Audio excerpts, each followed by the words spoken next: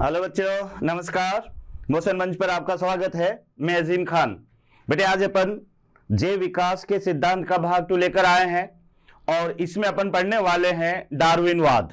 बेटे कल अपन ने कंप्लीट किया था लेमार्कवाद, और लेमार्कवाद के बारे में आपने याद भी किया होगा कि बेटे लेमार्कवाद जो दिया किसने, तो याद रखना बेटे जैन बीस्ट डी लेमार्क के द्वारा यह दिया गया। लेमार्क की पुस्तक का नाम क्या था बच्चों? तो आपने याद किया होगा यानी फिलोसॉफिक जूलॉजिक, ये आपने याद किया होगा। उसके सिद्धांत का नाम क्या था? तो बेटे ध्यान रखना उपार्जित लक्षणों का वंशानुगत सिद्धांत। तो ये तो इसका इंट्रोडक्शन हुआ। उसके हाइपोथेसिस क्या क्या थी? तो बेटे 5 हाइपोथेसिस आपने पढ़ी होगी। सबसे पहले आपने पढ़ा होगा वातावरण का प्रभाव, आवश्यकता का प्रभाव, आंतरिक बल का प्रभाव। उसके अलावा बेटे उसमें आपने पढ़ा होगा उपयोगी अनुपयोगी अंगों का प्रभाव और साथ में उपार्जित लक्षणों का प्रभाव। तो इस तरह से इसकी ये 5 परिकल्पनाएं थी। फिर कुछ आलोचक भी हुए इसके बेटे विजमान, जिन्होंने 20 पीढ़ियों तक चूहे की पूंछ को काटा लेकिन फिर भी बिना पूंछ वाला चूहा पैदा नहीं हुआ। उसके अलावा भारत में महिलाएं नागकांक्षी दाती है लेकिन अभी तक कोई नागकांक्षी लड़की पैदा नहीं हुई। पुरुष दाढ़ी मूछ मुड़ाते हैं लेकिन कोई ऐसा पुरुष अभी बिना दाढ़ी मूछ के पैदा नहीं हुआ। तो कहना मतलब ये हुआ कि इसके कुछ आलोचक भी हुए, कुछ एग्जाम्पल भी इसने दिए। जिराफ की गर्दन का लंबा होना, सांपों के पैरों का विलुप्त होना। उसके अलावा बेटे इसने बताया कि जो है क्या कहते हैं जहां वातावरण में रहते हैं उसी के अनुसार सजीव में परिवर्तन आते हैं। तो ये तो अपन ने पढ़ा था लेमार्कवाद। बेटे इसी थ्योरी के अंदर आज दूसरा अपन पढ़ने वाले हैं, तो वह होगा हमारा डार्विनवाद। डार्विनवाद के बारे में पहले सुन लीजिएगा बच्चों कि डार्विनवाद, ध्यान रखना बेटे, जब इसने डार्विनवाद दिया था तो मेंडलवाद को बहुत बड़ा नुकसान हुआ था उस समय, ध्यान रखिएगा, क्योंकि लोगों का ध्यान इस डार्विनवाद की तरफ था। और डार्विनवाद आपको क्या बता रहा है कि नेचुरल सिलेक्शन यानी origin of species by the natural selection, यानी बच्चों ये सिद्धांत आपको ये कहेगा डार्विनवाद कि प्रकृति ही सजीव का चुनाव करती है। यानी जो सजीव अपने आप को प्रकृति में रहने योग्य बना लेता है तो वह तो जिंदा बचा रहता है, और जो अपने आप को प्रकृति में नहीं ढाल पाता वह स्वतः ही विलुप्त हो जाता है। तो ये इसका मेन पार्ट होगा कि origin of species by the natural selection. तो ये थोड़ा सा आपको याद रखना है। उसके बाद में बेटे इसके हाइपोथेसिस पर आएंगे अपन।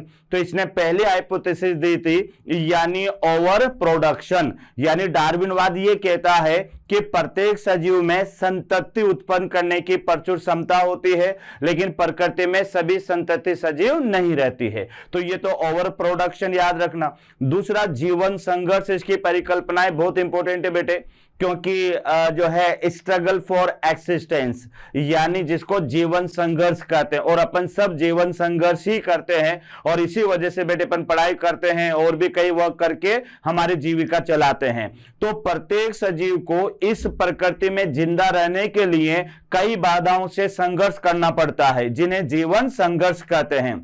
ये 3 तरह का मैं बताऊंगा आपको।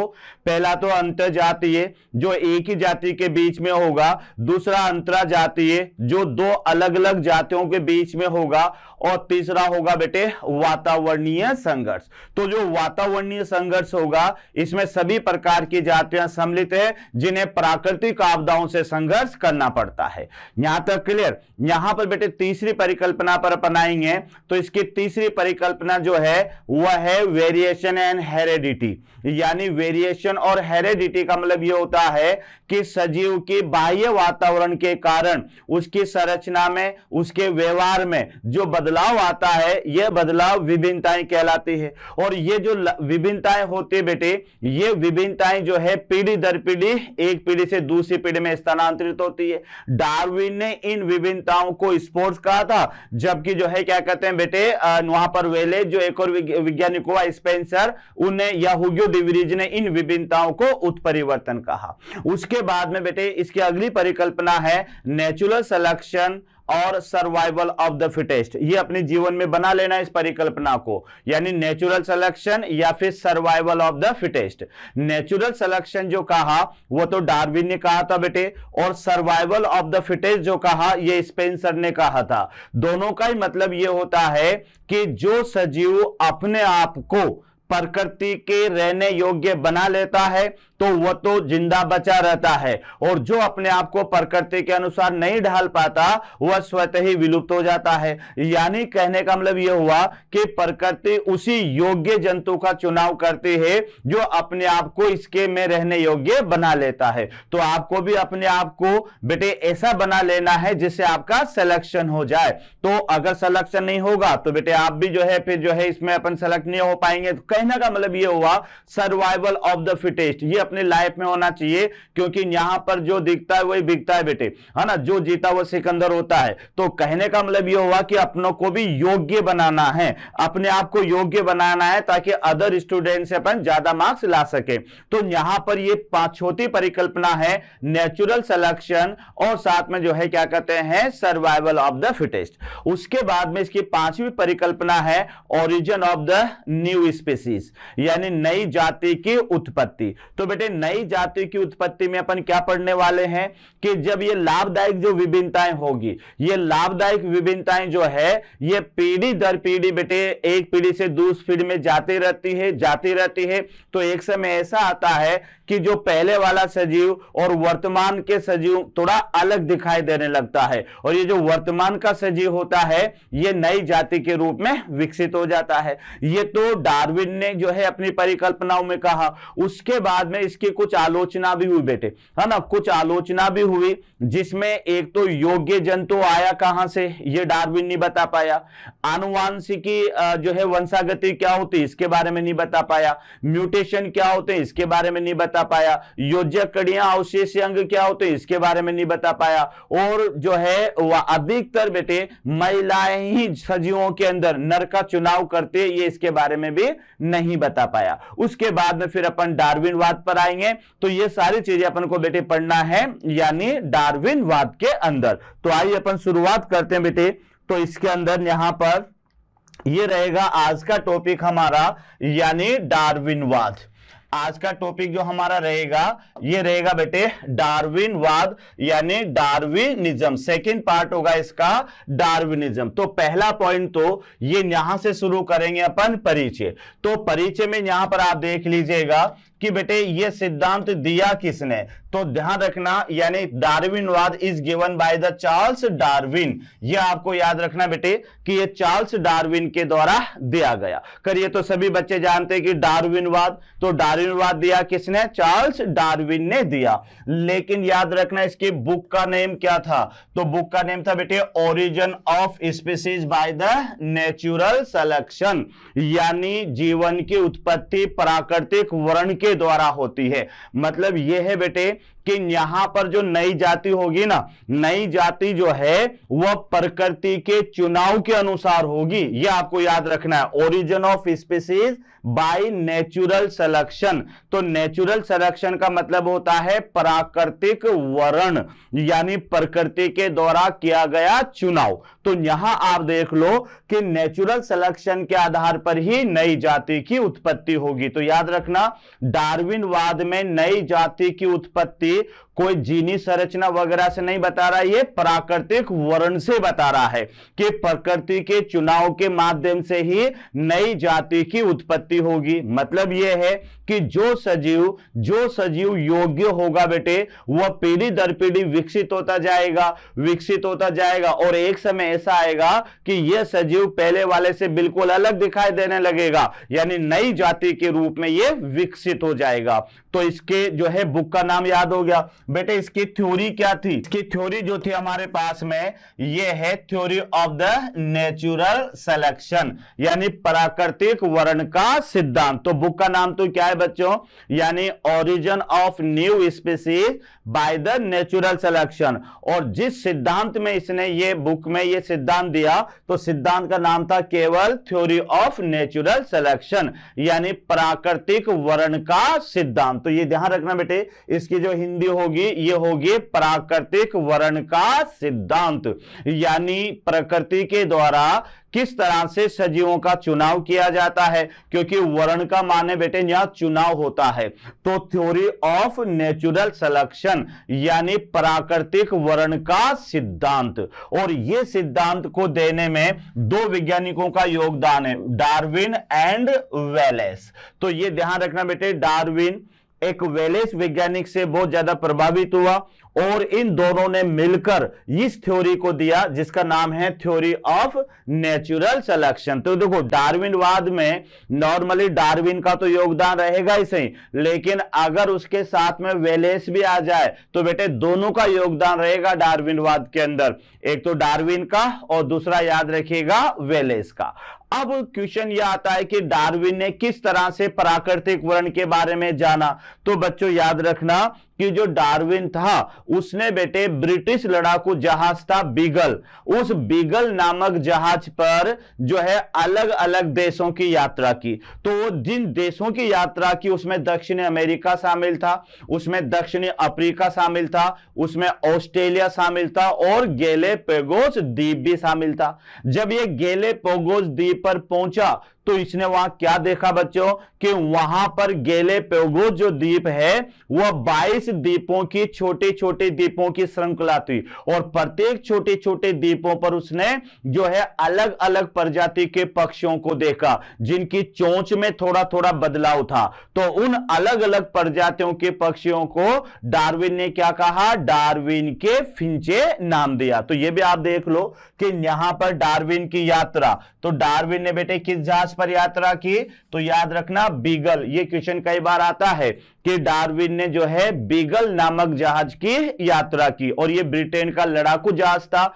इस पर बैठ करके बेटे ये अलग अलग प्रदेशों में घूमा और घूमते हुए ये कहां कहां गया, तो इसके जो भ्रमण प्रदेश थे वह दक्षिण अमेरिका और साथ में बेटे ऑस्ट्रेलिया भी याद रख लें, ये ऑस्ट्रेलिया भी गया था, ध्यान रखना ऑस्ट्रेलिया। तो कहां कहां गया बच्चों, दक्षिण अमेरिका, दक्षिण अफ्रीका, ऑस्ट्रेलिया और एक गया ये कहां पर, गैलापागोस द्वीप। अब ये गैलापागोस द्वीप क्या है ये आपको याद रखना है। तो गैलापागोस जो द्वीप है ये 22 छोटे छोटे द्वीपों की श्रृंखला है, यानी कोई एक द्वीप नहीं है बेटे, ये 22 छोटे छोटे द्वीपों की श्रृंखला है जिसे गैलापागोस द्वीप कहा जाता है। अब यहां उसने क्या देखा कि गैलापागोस द्वीप पर, तो ये इंट्रोडक्शन याद करना बच्चों, यानी दिया किसने, चार्ल्स डार्विन ने। बुक का नाम है origin of species by natural selection, सिद्धांत का नाम है theory of natural selection, origin, और इसका जो थ्योरी को दिया दोनों वैज्ञानिकों ने, तो डार्विन और वेलेस, ये दोनों का योगदान है बेटे, ध्यान रखना। उसके बाद में डार्विन की जो यात्रा है यह भी याद रखना, वह ब्रिटेन का लड़ाकू जहाज था बीगल, इस पर इन्होंने जो है क्या कहते हैं यात्रा की। और कहां कहां की यात्रा की, तो दक्षिण अफ्रीका याद करना, दक्षिण अमेरिका, ऑस्ट्रेलिया और साथ में गैलापागोस द्वीप। और गैलापागोस द्वीप क्या है, 22 छोटे छोटे द्वीपों की एक श्रृंखला है, ये 22 छोटे छोटे द्वीपों की श्रृंखला है। यहां उसने क्या देखा, यहां पर देखा बेटे उसने डार्विन के फिंचे, डार्विन के फिंचे। तो ये डार्विन के फिंचे होते क्या है ये यहां पर आप देख लीजिएगा। तो यहां पर जो गैलापागोस जो अलग अलग द्वीप थे वहां पर इसने छोटे छोटे 20 से 22 अलग अलग प्रजाति के पक्षियों को देखा। तो यहां याद रख लीजिएगा, डार्विन ने गैलापागोस द्वीप पर 20 से 22, ये याद रखना बेटे, 20 से 22 अलग अलग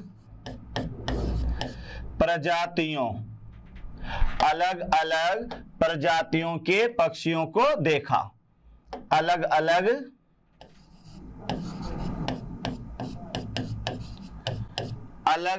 प्रजातियों के पक्षियों को देखा, अलग अलग प्रजातियों के पक्षियों को देखा जिनकी चोंच आपस में अलग अलग थी, आपस में अलग अलग थी।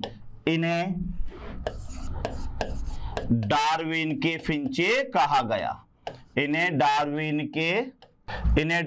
के फिंचे कहा गया। डार्विन के फिंचे कहा गया। तो याद रखना बेटे, यानी हुआ क्या कि यहां पर ये दक्षिणी अमेरिका, ये दक्षिणी अमेरिका से ये पक्षी गए तो ये ए प्रजाति मान ले बेटे। अब ये आगे चलकर बी में बदल गए, बी सी में बदल गए, या सी डी में बदल गए। तो बेटे यहां पर ये जो डार्विन के फिंचे है, ये एक तो ध्यान रखना बेटे भौगोलिक पृथक्करण शो करेंगे। भौगोलिक, आगे मैं बताऊंगा आपको इसके बारे में। भौगोलिक पृथक्करण यानी जियोलॉजिकल आइसोलेशन। और भौगोलिक पृथक्करण से ये जातियां बनेगी, इन्हें कहेंगे प्लियोट्रॉपिक जातियां, प्लियोट्रॉपिक स्पीसीज। तो ये यहां पर बेटे जो जातियां हैं डार्विन के फिंचे, ये प्लियो या एलोपेट्रिक जातियां बेटे, ध्यान रखना। इन्हें कहेंगे अपन यहां पर, इन जातियों को एलोपेट्रिक जातियां। ये ध्यान रखना, ये जातियां रहेगी यहां पर एलोपेट्रिक स्पीसीज। तो डार्विन के फिंचे दक्षिण अमेरिका से गए और ये यहां पर क्या है, ये है गैलापागोस। ये बेटे गैलापागोस आइलैंड है, ये गैलापागोस आइलैंड है जो यहां पर ध्यान रखना, ये कोई 4-5 नहीं है, 20 से 22 छोटे छोटे द्वीपों की श्रृंखला है। तो यहां आप देख लें कि गैलापागोस पर 20 से 22 अलग अलग प्रजातियों के पक्षियों को देखा, जिनकी चोंच, ये ध्यान रखना, ये भी क्वेश्चन आता है कि किसमें बदलाव था, तो बेटे उनकी चोंच में आपस में बदलाव था। तो डार्विन ने उन्हें कहा डार्विन के फिंचे। और ये जो डार्विन के फिंचे है, ये कभी न कभी दक्षिण अमेरिका के निवासी थे। यहां से बेटे ये समूह में गए गैलापागोस द्वीप पर और वहां अलग अलग द्वीपों पर ये निवास करने लगे। लंबे समय तक जब ये वहां पर रहने लगे तो फिर क्या हुआ बेटे, उनकी चोंचों में आपस में बदलाव आ गया और वह एक नई प्रजाति के रूप में विकसित हो गए। तो एक ही पूर्वज से विभिन्न प्रजातियां यहां पर बनती है। तो भौगोलिक बाधा के कारण बेटे एक ही पूर्वज से अगर अलग अलग जातियां बनती है तो वह जातियां कहलाती है एलोपेट्रिक जातियां। और ये किसकी वजह से ऐसा हुआ, भौगोलिक पृथक्करण के कारण, क्योंकि चली तो गई है वहां पर, लेकिन वहां से बेटे ये वापस आपस में नहीं मिल पाए। तो डार्विन के फिंचे एक भौगोलिक पृथक्करण का उदाहरण है। और साथ में बेटे ये किस प्रकार की जातियां हैं, तो याद रखना एलोपेट्रिक जातियां हैं। आगे पढ़ेंगे अपन स्पीशिएशन के अंदर, वहां आपको याद रखना है। तो ये तो था बेटे हमारे पास में यानी डार्विन का इंट्रोडक्शन।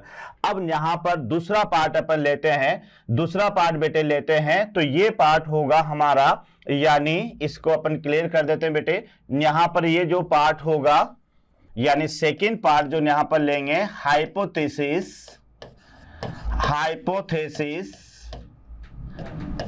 Of Darwinism. यानी इसको आप कह सकते हैं डार्विन की परिकल्पनाएं, यानी इसे आप कहेंगे बच्चों, यानी डार्विन की, हाँ। तो बेटे ये होगा हमारे पास में डार्विन की परिकल्पनाएं। अब आप देखो ये डार्विन की परिकल्पनाएं क्या है। तो पहली परिकल्पना अपन यहां पर लेंगे, ये होगा ओवर प्रोडक्शन। पहली परिकल्पना है बेटे ओवर प्रोडक्शन, यानी प्रचुर संतान उत्पत्ति की क्षमता। तो यहां पर ध्यान रखना बेटे, इसका मतलब यह है यानी प्रचुर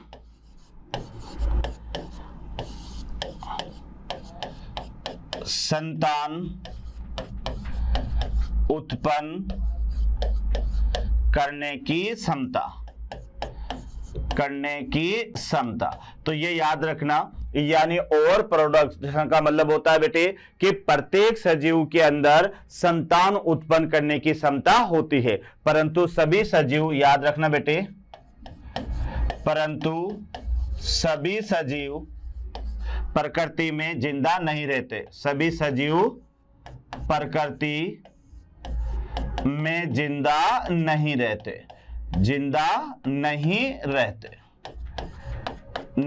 रहते हैं। तो ये थोड़ा सा याद कर लें कि पहली परिकल्पना है प्रचुर संतानोत्पत्ति। इसको यहां पर आप ऐसे कह सकते हो, प्रचुर संतानोत्पत्ति, प्रचुर संतानोत्पत्ति। तो एक बात ध्यान से देख लें, और प्रोडक्शन यानी ये परिकल्पना डार्विनवाद की क्या बता रही है कि प्रत्येक सजीव में संतान उत्पन्न करने की प्रचुर क्षमता होती है। तो याद रखना बेटे, इसका मतलब है प्रचुर संतान उत्पन्न करने की क्षमता। लेकिन याद रखना कि सभी सजीव प्रकृति में जिंदा नहीं रहते। मैं आपको बता दूं कि एक मादा एस्केरिच जो होती है अपने जीवन काल में 2.5 करोड़ अंडे देती है।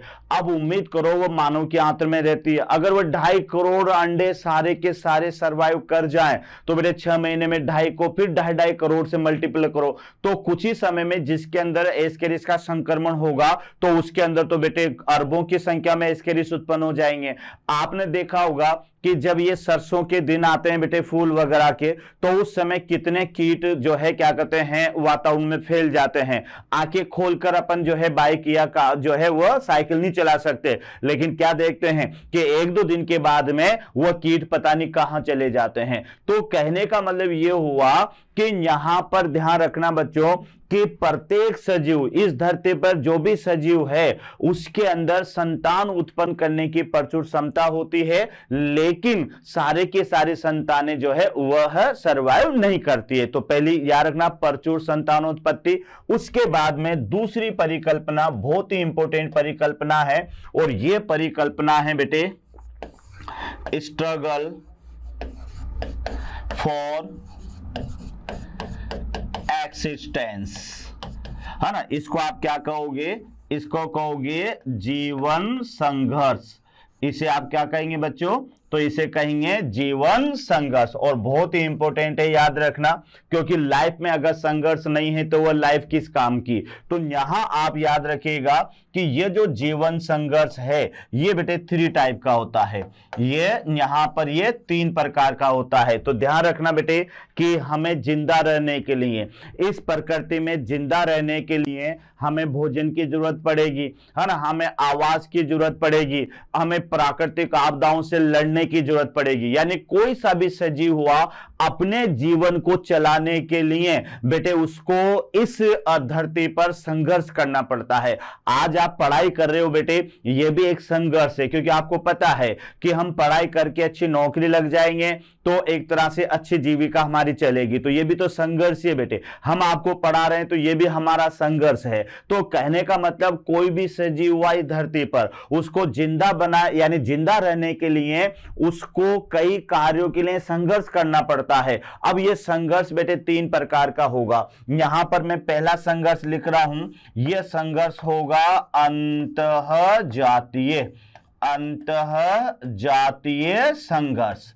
यानी पहला संघर्ष अपन लेंगे अंतःजातीय। इसको आप इंग्लिश में लिख सकते हैं बेटे, तो इसको बोलते हैं इंट्रा स्पेसिफिक, स्पेसिफिक या इंट्रा स्पीसीज या इंट्रा स्पेसिफिक भी कह सकते हो या इंट्रा स्पीसीज भी कह सकते, एक ही जाति के बीच में। तो ये जो संघर्ष होगा ये याद रखना, एक ही जाति, ये वर्ड याद करना बेटे, एक ही जाति के सदस्यों के मध्य, एक ही जाति के सदस्यों के मध्य, एक ही जाति के सदस्यों के मध्य होने वाला संघर्ष। तो ये थोड़ा ध्यान रखना कि अंतःजातीय संघर्ष। तो अंतर्जातीय संघर्ष क्या है बच्चों, एक ही जाति के सदस्यों के बीच होने वाला संघर्ष। अब ये संघर्ष किस किस कारण से होगा, तो इसका कारण है बेटे भोजन, याद रखना, भोजन के लिए, उसके अलावा आवास के लिए, और उसके अलावा जनन के लिए, जनन के लिए, जनन के लिए संघर्ष। तो ये थोड़ा सा याद रख लें कि ये जो संघर्ष होगा ये बेटे भोजन के लिए भी होगा, ये आवास के लिए भी होगा और ये जनन के लिए भी होगा। यानी एक ही जाति के अगर सदस्य हैं, एक ही जाति के सदस्य हैं तो बेटे भोजन और आवास के रूप में तो वह संघर्ष करेंगे से, लेकिन उनमें यह संघर्ष जनन के लिए भी होगा। देखा होगा आपने कि कई प्रकार के एक ही जाति के जो सदस्य होते हैं बेटे वो जनन के लिए भी आपस में लड़ते हैं। यानी कभी आपने देखा होगा तो पुराने जमाने के जो राजा महाराजा हुआ करते हैं वो 3 ज के लिए लड़ते थे, जर जोर जमीन। यानी बेटे जर का माने क्या होता है, यानी जबरदस्ती,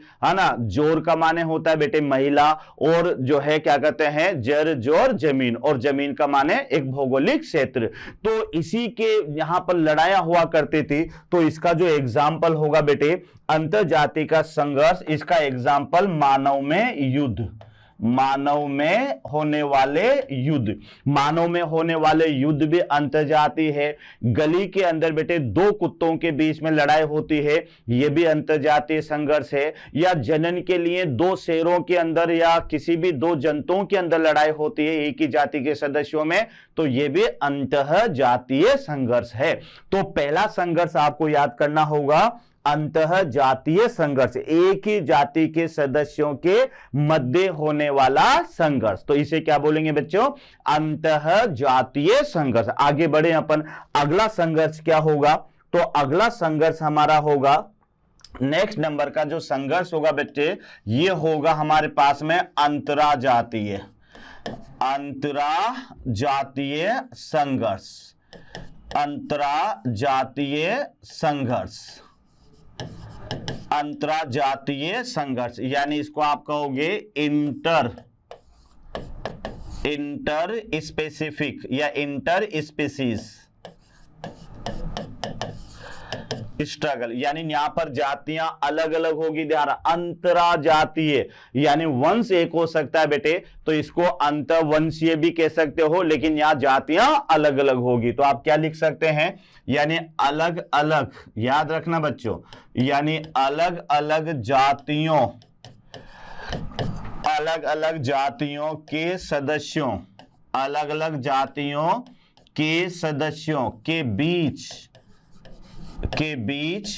होने वाला संघर्ष, के बीच होने वाला संघर्ष, के बीच होने वाला संघर्ष। तो याद रखना यहां पर जातियां अलग अलग होगी और जो है उसके अलग अलग सदस्य होंगे। अब यह संघर्ष किसके लिए हो सकता है बेटे, यह संघर्ष हो सकता है भोजन के लिए, उसके अलावा यह संघर्ष हो सकता है आवास के लिए, आवास के लिए, और साथ में अपनी सुरक्षा के लिए, सुरक्षा के लिए होने वाला संघर्ष, होने वाला संघर्ष। यानी यहां पर जो संघर्ष होगा वह बेटे भोजन के लिए हो सकता है, आवास के लिए हो सकता है, सुरक्षा के लिए हो सकता है, लेकिन ब्रैकेट में लिख लेना यह संघर्ष जनन के लिए नहीं होगा। यानी अलग अलग जातियां आगे ना बेटे, और जनन एक जातीय विशिष्ट क्रिया है, प्रत्येक जाति के सदस्य उसी जाति के जंतुओं से जनन करते हैं, तो जातीय विशिष्ट क्रिया है जनन। लेकिन यहां पर तो जातियां अलग अलग हो गई ना, यानी अलग अलग जातियों के सदस्यों के बीच में जो संघर्ष होगा उसे अंतराजातीय संघर्ष कहेंगे। और बेटे यह जो संघर्ष होगा भोजन के लिए हो सकता है, आवास के लिए हो सकता है, सुरक्षा के लिए हो सकता है, लेकिन किसके लिए नहीं होगा, यह जनन के लिए नहीं होगा। अब इसके एग्जाम्पल में देख लीजिएगा बेटे, इसके एग्जाम्पल में जैसे रेबिट और शेर के बीच में, रेबिट और भेड़िया, तो बेटे यहां पर आपस में संघर्ष होगा, क्योंकि भेड़िया जो है रेबिट को खाना चाहेगा, रेबिट इससे संघर्ष करेगा। ऐसे अलग अलग जातियां जो कि प्राइमरी कंज्यूमर या सेकेंडरी कंज्यूमर जो होते हैं, यानी प्रथम मांसाहारी द्वितीय मांसाहारी जो होते हैं, इनके बीच में यह संघर्ष हो सकता है। सुरक्षा के लिए हो सकता है, टेरिटरी के लिए हो सकता है, जैसे कोई मान लो गली में कोई बेटे यहां पर कोई अलग जानवर आ जाता है तो वो वहां के जो सदस्य उसको वहां से भगाने की कोशिश करते हैं, तो ये भोजन के लिए भी हो सकता है, आवास के लिए भी हो सकता है और सुरक्षा के लिए भी हो सकता है। तीसरा जो संघर्ष होगा बच्चों ये होगा हमारे पास में वातावरणीय संघर्ष, वातावरणीय संघर्ष, वातावरणीय संघर्ष। तो अगला संघर्ष होगा हमारे पास में यानी एनवायरमेंटल स्ट्रगल, इन्वायरमेंटल वातावरणीय संघर्ष। अब ये वातावरणीय संघर्ष क्या है? तो बेटे प्राकृतिक आपदाओं से लड़ने के लिए हर जाति के सदस्यों को संघर्ष करना पड़ेगा। ये कोई जाति विशिष्ट नहीं होगा। ऐसा नहीं होगा कि मान लेते हैं बाढ़ आ रही है, सुनामी आ रही है कि नहीं हम तो इस जाति के सदस्यों को तो ले जाएंगे, इस जाति के सदस्यों को हम नहीं डुबोएंगे। ऐसा नहीं है। प्रकृति के सामने, प्राकृतिक आपदाओं के सामने जो भी जाति के सदस्य आते हैं उन सबको संघर्ष करना पड़ता है। तो न्याय याद रखना बेटे इसके अंदर, यानी प्रत्येक जाति के सदस्यों को या प्राकृतिक आपदाओं से, ये ध्यान रखना बेटे, प्राकृतिक आपदाओं से, इसमें सिर्फ इतना याद कर लें कि अंतरजातीय संघर्ष में ध्यान रखना, इसमें प्राकृतिक ये वर्ड याद करना, इसमें प्राकृतिक आपदाएं, आपदाएं ये थोड़ा याद करना, प्राकृतिक आपदाएं। अब बेटे प्राकृतिक आपदाएं क्या होती है? तो बड़ी बाढ़ हो सकती है, भूस्खलन हो सकता है, जंगल में आग लग सकती है, ये सारी की सारी भारी वर्षा हो सकती है ना, ये सब प्राकृतिक आपदाएं होता है ना। कभी कभी बाढ़ आ जाती है, कभी कभी बेटे जो है जंगल में आग लग जाती है। तो इन सब से जनताओं को संघर्ष करना पड़ता है। तो प्राकृतिक आपदाओं से प्रत्येक जातियों के सदस्यों को, प्रत्येक जाति के सदस्यों को संघर्ष करना पड़ता है, संघर्ष करना पड़ता है। तो ये याद रखना, संघर्ष करना पड़ता है। जैसे किस किस से संघर्ष करना पड़ेगा बेटे? यानी बाढ़ आ गई है ना, बाढ़ आ गई।